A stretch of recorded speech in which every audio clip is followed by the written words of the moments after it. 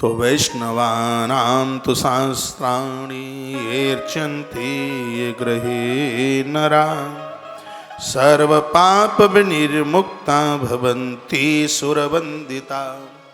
आप पाठ भी नहीं कर पाते हैं तो पीले वस्त्र में लपेट कर अपने मंदिर में जिन्होंने भागवत महारानी का पूजन किया है, जिन वैष्णवों के घर में भागवत जी मिलती है, तो सर्व पाप विनिर्मुक्ता, सभी पाप तो जले ही जाते हैं। भवंती सुरवंदिता, सभी देवता प्रातः उस मकान को ऐसे प्रणाम करने के लिए आते हैं जैसे आप ब्रह्मा जी के मंदिर को प्रणाम करते हैं। ये बात फिर मैं एक बार कह रहा हूँ, और ये बहुत बातें ऐसी हैं जो लिखने के लायक हैं, लेकिन 1.5 साल में तुम्हारा दिमाग इतना मजबूत हो गया कि अब कुछ लिखते ही नहीं हो। कितनी बड़ी ये बात है। इसमें वर्णन है कि जिनके घर में मंदिर में भागवत जी ग्रंथ है, ऐसे घर को मंदिर की तरह मानकर देवता रोजाना उस मकान को प्रणाम करने के लिए आते हैं। जिन घरों पर भगवान का नाम लिखा है, जिन मकानों पर भगवान का नाम लिखा है, उसे देवता प्रणाम करते हैं। इसलिए तो कल कह रहा था कि पुताई कर दो घरों की, जिसमें अग्रवाल भवन, शर्मा भवन और पता नहीं क्या क्या लिखा है, उसके ऊपर भगवान का नाम लिखो, भगवान का नाम उसके ऊपर लिखो।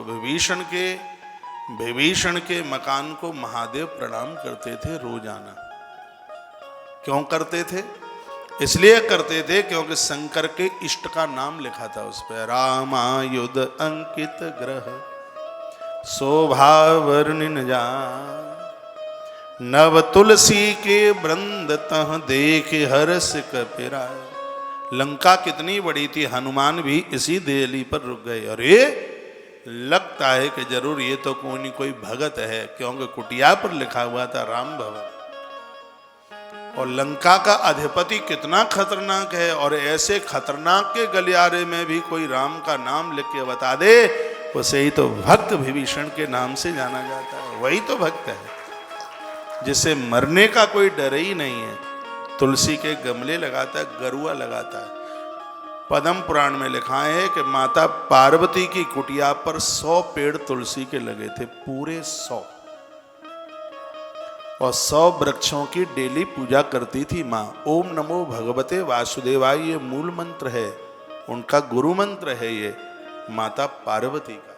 ये मंत्र दिया है उन्हें देवर्षि नारद ने, और शंकर जी ने इस मंत्र की व्याख्या करी है माता पार्वती के आगे।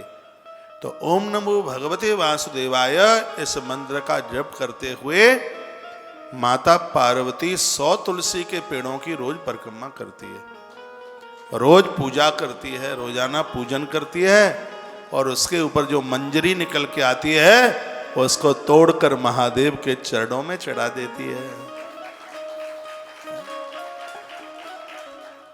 सब अपनी छत पर, घर में खूब तुलसी लगाओ, एक से ज्यादा लगाओ।